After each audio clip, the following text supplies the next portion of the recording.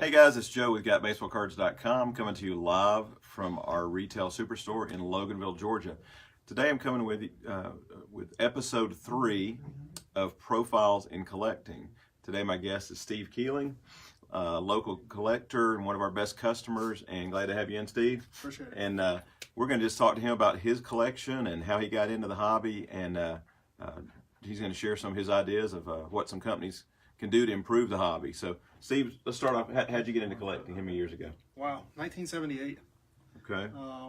Started out with my dad up in Indiana. He would take me down to Hook's Drug Store and he'd buy me some packs of cards, and that's where it all started. Okay, so 78 Topps baseball. Absolutely. Thing? All right. Favorite card in the 78 Topps set? Testing your memory. Well, you know what? I was a big Red Machine fan back when I was a kid that age, so I would probably say George Foster. All right. He was a Braves killer, I remember back then. We always hated him. And is that the year he hit 52? Or was it? No, that was 76. 76, okay. Yeah. Yeah, big Red Machine fan. All right. So, lifetime collector since then? Absolutely. Okay. Absolutely. Okay. What sport primarily? Baseball more than anything, or? You know, for the most part, I would say yes, baseball. Obviously, there were those lean years in basketball, and you know, I kind of strayed away from football in the 80s, and then I got back into it in the 90s. Okay.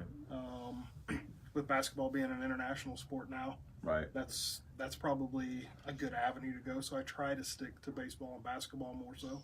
Okay. And now you resell as well. You see yourself as more of a collector or a dealer, or a little bit of both. Okay. A little bit of both. I have my PC collection like everybody does, and right. Just depends on what it is. Okay. So who are your favorites you pursue now? Anybody you loading up on? Well, can't give away all your insights. You know what?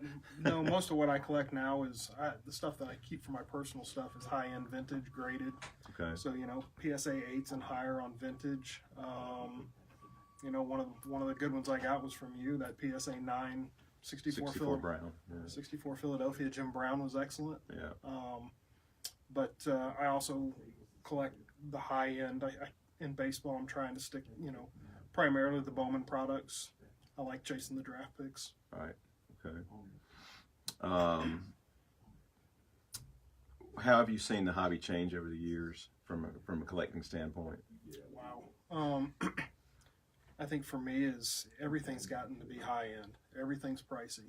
Right. And you know, it's tough for the younger collectors to be able to afford to stay in this. Right. And do it. You know, is it for fun or is it for business? Yeah. And there's a lot of it now that's just strictly business. It's not a personal collection. It's right.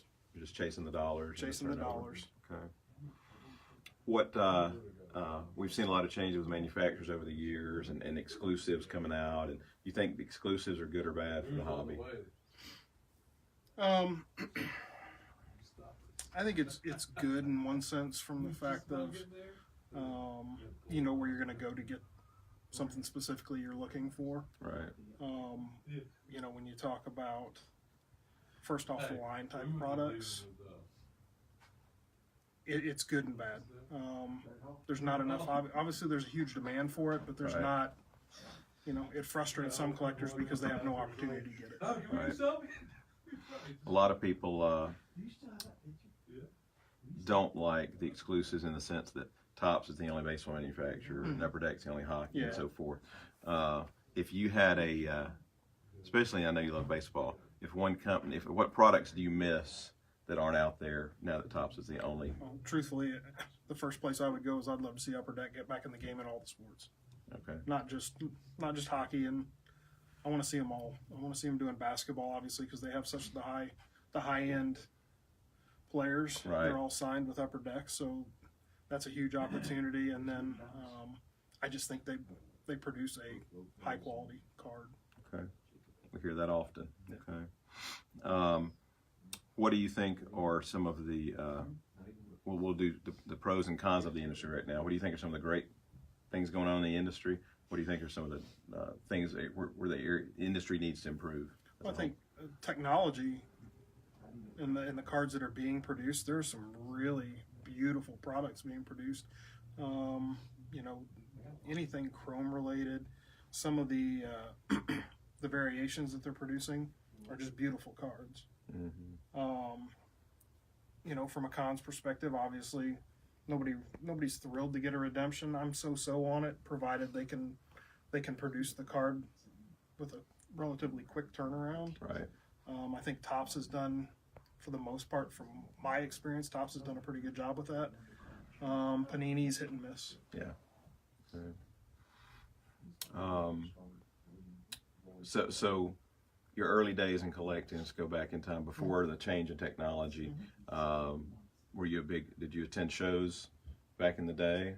Were they here? I probably didn't start attending shows until somewhere around 85. Okay. When I moved down to Georgia, and I've got a good buddy that has a shop that we used to go together and hang out at the shows. All right. Have you attended any nationals? Oh, I've attended probably 6 of the last 7. Okay. What's your experience like there? Other than overwhelming is the word I often hear. Right? Yeah, it's overwhelming, but if you go in with a targeted idea of what you're there to go after, what you're trying to accomplish, you can pretty easily accomplish that. Okay. It's easy to have that squirrel moment and get taken off track. Right. Personally, I think the Cleveland show this past year was pretty nice. It's well laid out. It was easy to get around. Probably a little less expensive than whether it be in Atlantic City, Chicago. Right. Okay. Well, you're talking about the hobbies, a challenge sometimes for young collectors. For those youth those who are just getting into the hobby, what words of advice would you give them? Ask your dad for some money. Wow. Stick to the players you like. You can't buy everything. Find a product you like and try to stick to those things. Yeah. To do it for the fun more than just the Absolutely. dollars. Yeah. That's the same thing we've often told collectors, that find a team you like, or find a player you like, or at least broaden, narrow it down to a sport you like, and then keep your focus, and it doesn't get quite as overwhelming with all the products out there. So, well, it's been great chatting with you today. Absolutely. Thank and you. Appreciate sharing some of your experiences in the hobby. And guys, we appreciate all of you tuning in.